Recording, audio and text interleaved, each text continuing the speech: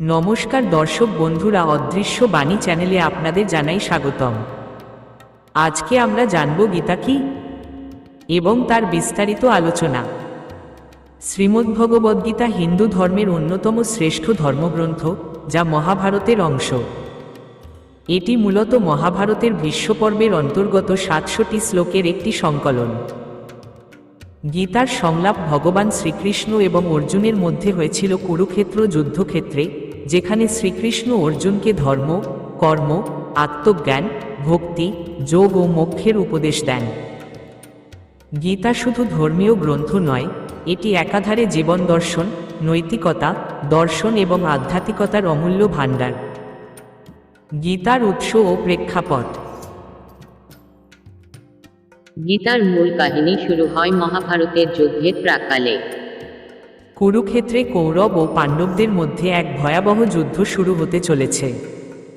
কিন্তু যুদ্ধে অংশ নিতে গিয়ে অর্জুন গভীর মানসিক দ্বন্দ্বে পড়ে যান। তিনি নিজের আত্মীয়স্বজন, গুরু, ভাইদের বিরুদ্ধে অস্ত্র ধরতে সংকোচ বোধ করেন এবং হতাশ হয়ে যুদ্ধ থেকে সরে দাঁড়ানোর কথা বলেন। এই সংকটময় মুহূর্তে ভগবান শ্রীকৃষ্ণ অর্জুনের রথের সারথি হিসেবে তাকে ধর্ম ও কর্তব্যের প্রকৃত অর্থ বোঝানোর জন্য উপদেশ দিতে শুরু করেন। তারই ফলশ্রুতিতে জন্ম নেয় শ্রীমদ্ভগবদ্গীতা, যেখানে শ্রীকৃষ্ণ অর্জুনকে কর্মযোগ, জ্ঞানযোগ ও ভক্তিযোগ সহ বিভিন্ন গুরুত্বপূর্ণ জীবন দর্শন শেখান। গীতার মূল শিক্ষা ও দার্শনিক ভিত্তি। গীতার শিক্ষা মূলত কর্ম, ভক্তি, জ্ঞান ও যোগ, এই চারটি মূল স্তম্ভের ওপর প্রতিষ্ঠিত। ১. কর্মযোগ, কর্মের দর্শন। গীতার অন্যতম প্রধান শিক্ষা হল নিষ্কাম কর্ম, অর্থাৎ ফলপ্রত্যাশা ছাড়া কর্তব্য সম্পাদন করা। শ্রীকৃষ্ণ বলেন, কর্মণ্যেবাধিকারে তে মা ফলেষু কদাচন। অর্থাৎ তোমার কর্তব্য হচ্ছে শুধু কর্ম করা, ফল নিয়ে চিন্তা করো না। ২. জ্ঞানযোগ, জ্ঞান ও আত্মদর্শন। জ্ঞানযোগের মাধ্যমে জীব আত্মপরিচয় ও প্রকৃত সত্য সম্পর্কে জ্ঞান লাভ করে। শ্রীকৃষ্ণ বলেন, আত্মানং বিদ্ধি, অর্থাৎ নিজেকে জানো। এই জ্ঞান উপলব্ধি করতে পারলে মানুষ মোক্ষ বা মুক্তির পথে এগিয়ে যেতে পারে। ৩. ভক্তিযোগ, ভক্তির মাধ্যমে মুক্তি। ভগবানের প্রতি একনিষ্ঠ ভক্তি এবং বিশ্বাস রাখার উপর গীতায় বিশেষ গুরুত্ব দেওয়া হয়েছে। শ্রীকৃষ্ণ বলেন, সর্বধর্মান পরিত্যাজ্য মামেরকং শরণ বর্জ। অর্থাৎ সব ধর্ম পরিত্যাগ করে শুধু আমার শরণাগত হও, আমি তোমাকে সমস্ত পাপ থেকে মুক্ত করব। ৪. রাজযোগ, যোগ ও ধ্যানের পথ। মনকে সংযত ও স্থির করে ধ্যান ও আত্মজ্ঞান অর্জনের মাধ্যমে মোক্ষ লাভ করা যায়। শ্রীকৃষ্ণ বলেন, যোগ কর্মসু কাসালা ম, অর্থাৎ যোগ হল কর্মের পরিপূর্ণতা। গীতার 18টি অধ্যায়ের সংক্ষিপ্তসার। গীতা 18টি অধ্যায়ে বিভক্ত, যার প্রতিটিতে এক অনন্য দার্শনিক শিক্ষা রয়েছে। ১. অর্জুন বিষাদ যোগ, অর্জুনের মানসিক সংকট ও হতাশা। ২. সাংখ্য যোগ, আত্মা ও শরীরের প্রকৃতি বোঝানো হয়েছে। ৩. কর্মযোগ, ফলপ্রত্যাশাহীন কর্মের দর্শন। ৪. জ্ঞান কর্ম সন্ন্যাস যোগ, কর্ম ও জ্ঞানের সম্পর্ক। ৫. সন্ন্যাস যোগ, ত্যাগ ও মুক্তির পথ। ৬. আত্মসংযম যোগ, ধ্যানের গুরুত্ব ও রাজযোগ।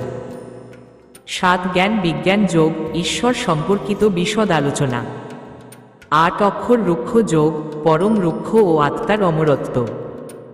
৯. রাজবিদ্যা রাজগুহ্য যোগ, সর্বশ্রেষ্ঠ জ্ঞানের ব্যাখ্যা।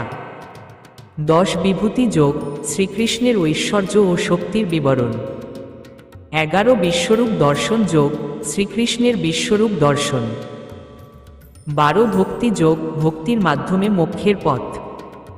১৩. ক্ষেত্র ক্ষেত্রজ্ঞ বিভাগ যোগ, আত্মা ও শরীরের প্রকৃতি। ১৪. গুণত্রয় বিভাগ যোগ, সত্ত্ব, রজ ও তমগুণের বিশ্লেষণ। ১৫. পুরুষোত্তম যোগ, শ্রেষ্ঠ সত্তার ব্যাখ্যা। ১৬. দৈবাসুর সম্পদ বিভাগ যোগ, ঈশ্বরীয় ও অসুরীয় গুণাবলী। ১৭. শ্রদ্ধাত্রয় বিভাগ যোগ, ৩ প্রকার শ্রদ্ধার ব্যাখ্যা।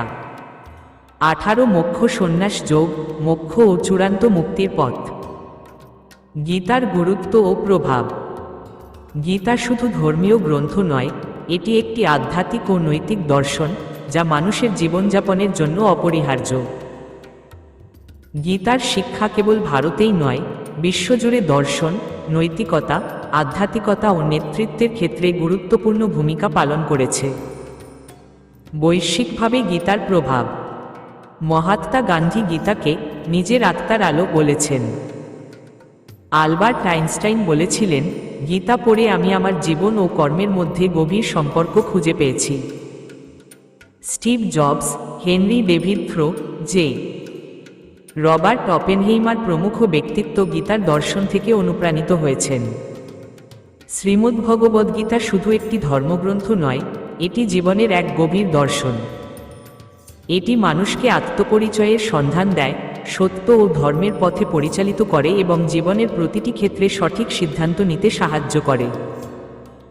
গীতার মূল শিক্ষা হল, জীবন কর্মময়, সত্য শাশ্বত, আত্মা অবিনশ্বর এবং মোক্ষই চূড়ান্ত গন্তব্য। হরে কৃষ্ণ। জয় শ্রীকৃষ্ণ।